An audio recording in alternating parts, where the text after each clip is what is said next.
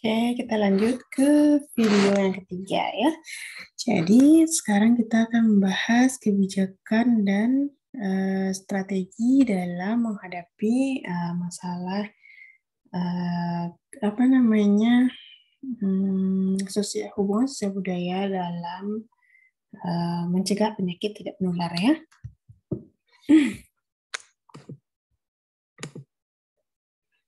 Nah, jadi itu indikatornya.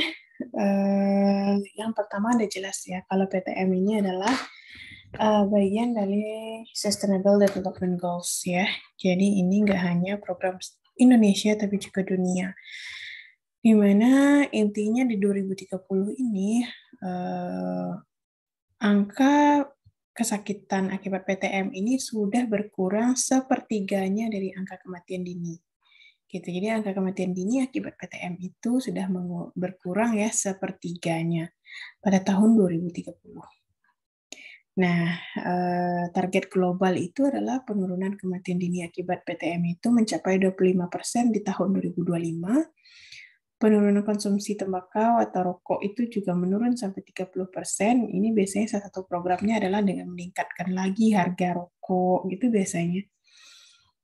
Terus tidak ada peningkatan obesitas ya atau overweight ya sebanyak 0%, lalu penurunan asupan garam mencapai 30%. Jadi di sini juga perlu digalakkan menu-menu apa namanya? Menu-menu yang bisa dilakukan untuk penurunan asupan garam ini. Gitu. Itu salah satu misalnya bikin programnya. Lalu penurunan kurangnya aktivitas fisik sebesar 10%, penurunan tekanan darah tinggi sebesar 25%, cakupan pengobatan esensial dan teknologi untuk pengobatan PTM itu mencapai 80%, cakupan terapi farmakologis dan konseling untuk mencegah serangan jantung dan stroke itu mencapai 50% ya, dan penurunan konsumsi alkohol ini mencapai 10%, penurunan prevalensi kebutaan yang dapat dicegah sebesar 25% di tahun 2020 ini harusnya. Dan penurunan prevalensi gangguan pendengaran sebesar 90% di tahun 2030. Nah, ini Renstra yang sudah dilakukan dari 2015 sampai 2019, dapatkan 50% puskesmas telah melaksanakan ya pengendalian terpadu PTM atau PANDU PTM, PANDU penyakit tidak menular gitu ya. Terus 50% desa kelurahan itu juga sudah melaksanakan posbindu untuk PTM. Lalu 50% puskesmas yang melaksanakan deteksi dini kanker serviks dan payudara pada perempuan di atas umur 30 sampai 50 tahun. Terus 50% kabupaten kota juga sudah melaksanakan kebijakan KTR ini minimal 50% di sekolah. Ini untuk program kesehatan remaja ya. Lalu 30% puskesmas yang melakukan deteksi dini dan rujukan katarak. Nah, ini rencana strategis di 2015 dan 2019 ya. Lalu RPJMN-nya terjadi itu penurunan prevalensi dari 25,8% tahun 2013 menjadi 23,4% di tahun 2019. Lalu pengendalian obesitas ini dari yang umur 18 tahun ke atas ya itu masih 15,4 ya.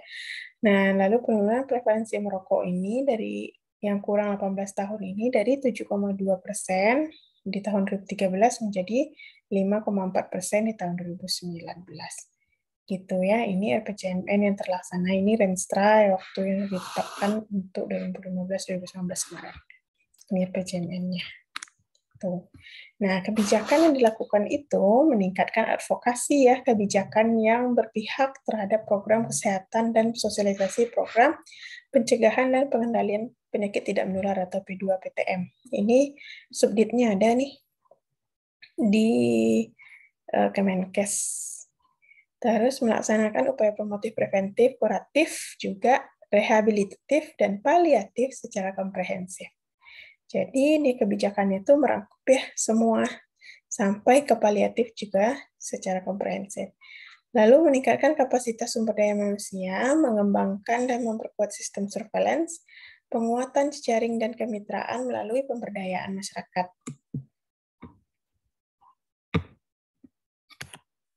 Lalu strategi yang dilakukan adalah dengan meningkatkan advokasi kebijakan yang berpihak terhadap program kesehatan P2 PTM ini adalah dengan mendorong penguatan komitmen dari pengambil kebijakan ya, stakeholder untuk mendukung program P2 PTM terutama dalam alokasi sumber daya daerahnya. Lalu memberikan informasi dan pemahaman potensial produktivitas serta potensial ekonomi yang hilang akibat P2 PTM kepada para pengambil kebijakan di lintas sektor. Menumbuhkan kesadaran bahwa masalah kesehatan ini adalah tanggung jawab bersama. Dan mendorong advokasi lintas sektor untuk mewujudkan pembangunan berwawasan kesehatan atau health in all policy. Yang kedua, dengan melaksanakan upaya promotif, preventif, kuratif, rehabilitatif, sampai paliatif ya, secara komprehensif. Dan sekarang ini menyebarluaskan secara masif ya sosialisasi pencegahan PTM itu terutama dengan perilaku cerdik ini. Kemarin udah kita bahas ya, cerdik.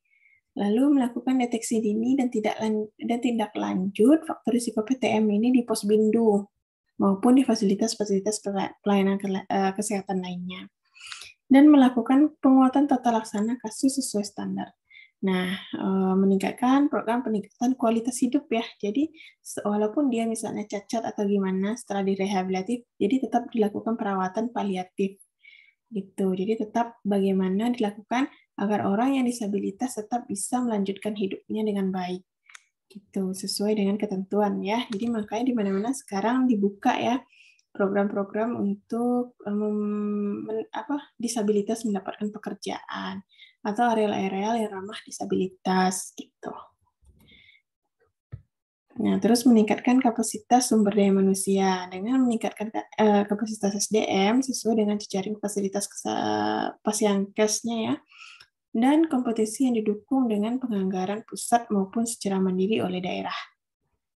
Mendorong ketersediaan SDM secara kualitas maupun kuantitas, dan mendorong pemanfaatan SDM ini yang ada di masyarakat, baik lingkungan awam, akademisi, pegawai-pegawai pemerintah maupun swasta, maupun organisasi profesi di tempat itu. Jadi kita meningkatkan kapasitas-kapasitas SDM sehingga orang yang berkapasitas memiliki kemampuan untuk mencegah PTM ini semakin banyak, dan juga dia mampu menyebarkan minimal ke keluarganya atau orang-orang terdekat di lingkungannya. Gitu.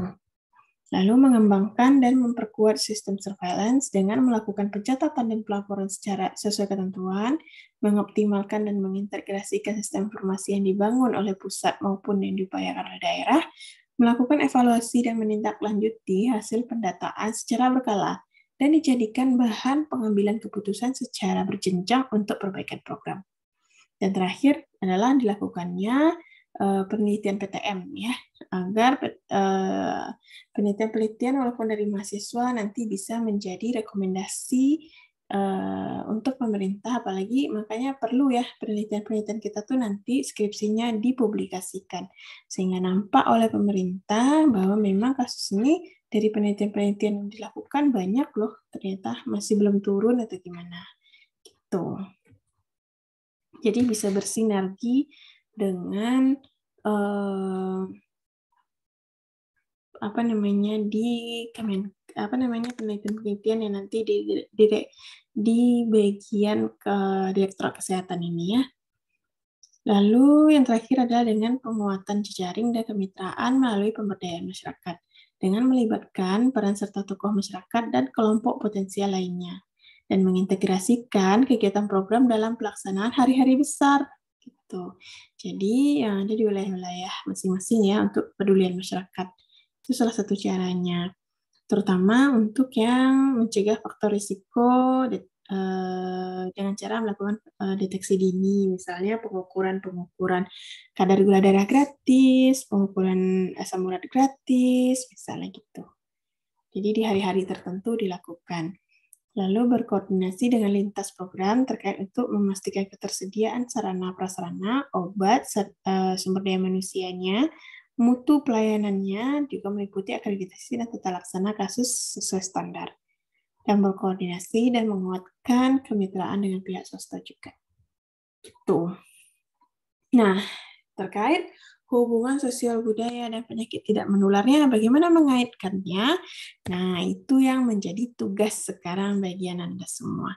Jadi silahkan baca dulu ya, karena sebenarnya nanti ada video lanjutannya, tapi saya stop dulu sampai di sini ya. Setelah nanti tugasnya dikumpulkan, setelah nanti tugasnya masuk, baru saya lanjutkan penjelasan hubungan. Sebenarnya tadi udah banyak juga ya saya bahas ya di video-video ini bagaimana hubungan-hubungannya itu dalam dari sisi sosial dan budayanya itu untuk inikan apa namanya mencegah penyakit-penyakit PTM ini.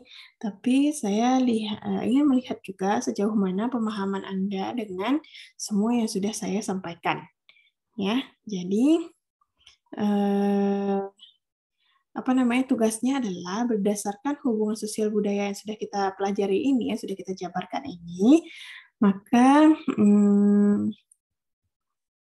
buatlah penjelasan bagaimana sosial budaya dapat mempengaruhi seseorang terkena penyakit 7 penyakit di bawah ini.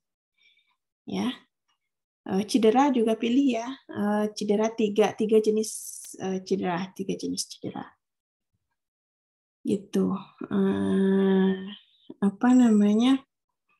Bagaimana sosial budaya mempengaruhi ini dan dan solusi sih sebenarnya satu lagi, dan solusi ya.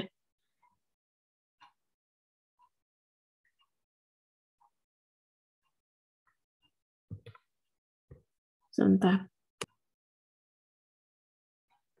Kayak gini ya. Jadi berdasarkan hubungan sosial budaya yang sudah kita pelajari tadi, masalah PTM-nya juga sudah kita bahas sebelumnya. Lalu coba jelaskan gitu ya, sebagaimana sejauh mana yang Anda pahami, atau kalaupun ada sumber-sumber yang Anda masukkan, maka buat di daftar pustakanya ya. Buat di daftar pustakanya. Jadi jangan hanya mensitasi atau menjiplak begitu saja hasil yang disampaikan, dan ambillah dari referensi-referensi yang terpercaya ya, jangan dari blog atau apalagi yang menurut subjektivitas seseorang saja. Gitu ya. Jadi jangan lupa daftar pustaka ya. Jangan lupa disitasi dalam setiap paragraf yang disitasi itu ada cara format citasi Vancouver yang ada nomor-nomornya. Nanti Vancouver ya, silahkan di searching deh kalau misalnya kurang tahu. Nah, gitu ya.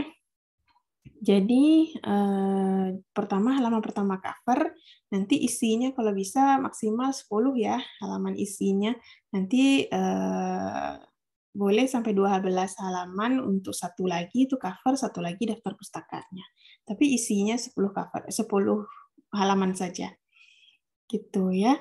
Nanti selain memberikan penjelasannya itu bagaimana ini kenapa sosial budaya itu bisa menyebabkan penyakit jantung koroner gitu. Bagaimana sosial budaya itu bisa menyebabkan seseorang terkena stroke gitu. Terus bagaimana sosial budaya itu bisa menyebabkan PPOK misalnya.